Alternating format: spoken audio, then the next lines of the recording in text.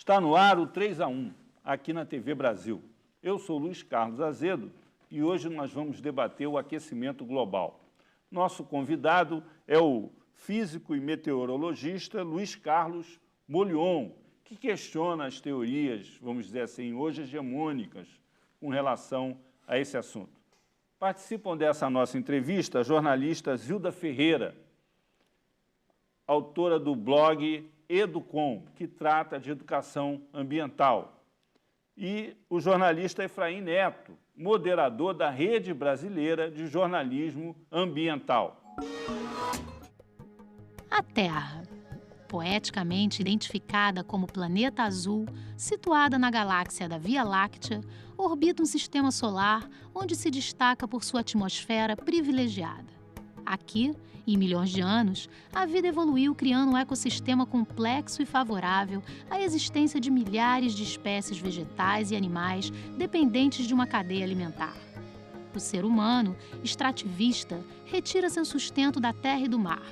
Para viabilizar a agricultura e a indústria, usa diversos tipos de energia, em sua maior parte obtida de combustíveis fósseis, que geram dezenas de poluentes.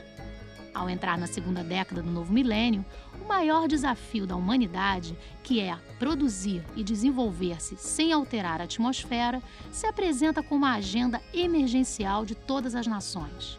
Na recente Conferência do Clima, em Copenhague, ficou patente que países ricos, emergentes ou pobres precisam falar a mesma linguagem, se pretendem verdadeiramente, a médio prazo, conter as agressões ao meio ambiente global. Nós vamos iniciar a nossa entrevista com uma pergunta de telespectador. Por que o senhor afirma que não existe aquecimento global? Eu afirmo que não existe aquecimento global porque já ocorreram no passado períodos em que esteve mais aquecido do que agora. Por exemplo, se nós formos ao período dos anos 800 a 1200 depois de Cristo, chamado período quente medieval, as temperaturas estavam mais elevadas do que agora, e naquela época o homem não liberava carbono, não emitia carbono para a atmosfera. Os vikings saíram da Escandinávia e colonizaram as regiões norte do Canadá e sul da Groenlândia, que hoje são regiões geladas. Então você pode ver que naquele período estava mais aquecido do que agora. Entre 1925 e 1946, houve um aquecimento também bastante expressivo, que corresponde praticamente a 70% de todo esse aquecimento que dizem que ocorreu nos últimos 150 anos.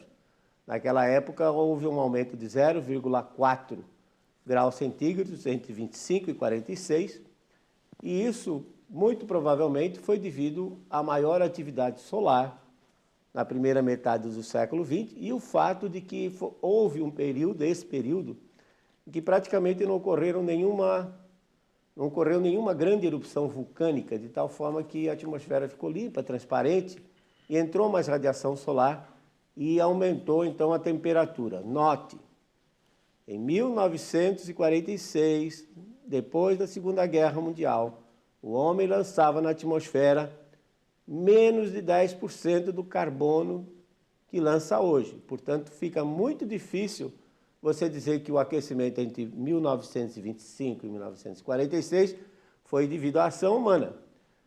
Posteriormente, pós-guerra, em que, na realidade, houve um aumento na industrialização e que passou-se, então, a emitir mais, o que aconteceu?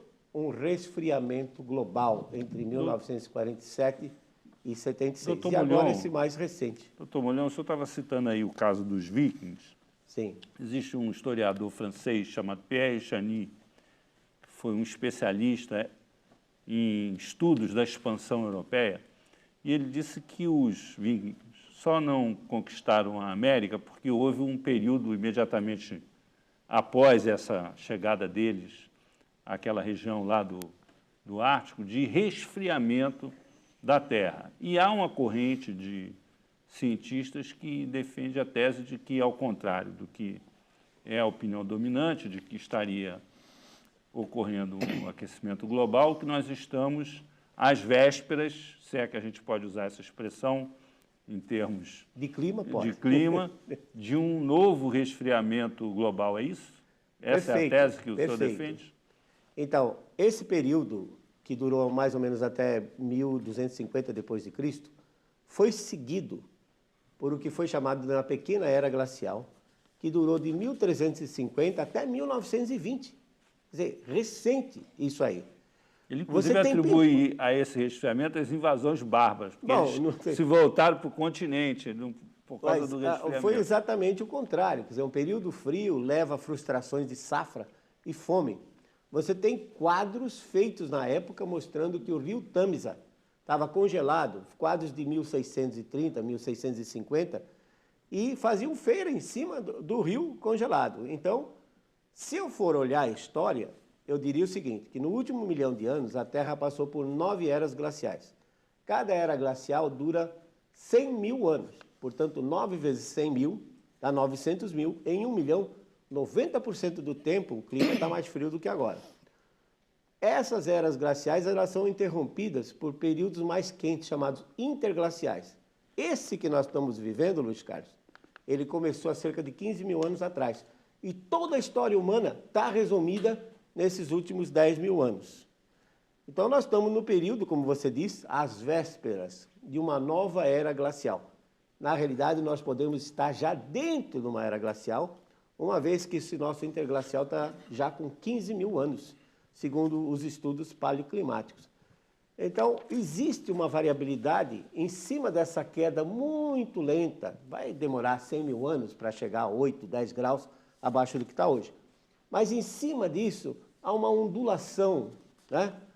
De meio grau para cima, meio grau para baixo. Nós tivemos isso, como eu disse, de 1925 a 46, tivemos uma ondulação para baixo, um resfriamento de 47 a 76, que foi muito ruim para o Brasil, do ponto de vista econômico, para o mundo todo, e tivemos agora um pequeno aumento de 77 a 98, a bola da vez agora não é o resfriamento. Uma disparidade assim, de instrumentos de medição entre esses vários períodos? Certamente, assim, certamente, hoje, não tenha dúvida. O diagnóstico hoje não seria mais preciso do que era antes? Não, mas o problema maior não está nisso, porque quando eles colocam aquelas séries longas, de 100, 150 anos, de cidades como Paris, como Viena, Berlim, essas cidades foram crescendo. E o termômetro, se ele tivesse parado no mesmo lugar, na mesma estação meteorológica, ele iria sofrer o efeito da urbanização. O que é esse efeito da urbanização? Chove, se a região é vegetada, tem infiltração de água, a água, ao evaporar, refrigera a superfície. Quando a cidade, então, se urbaniza, o asfalto, o concreto, faz com que a água, ao cair, escorra e vá embora. Então, hoje, as cidades não têm água para evaporar. E o mesmo calor do sol faz com que as temperaturas urbanas sejam mais elevadas do que o seu entorno.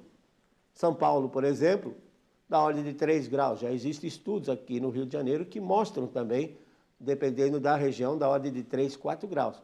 Então, o efeito chamado, que é conhecido como efeito de ilha de calor urbana, isso interfere na temperatura.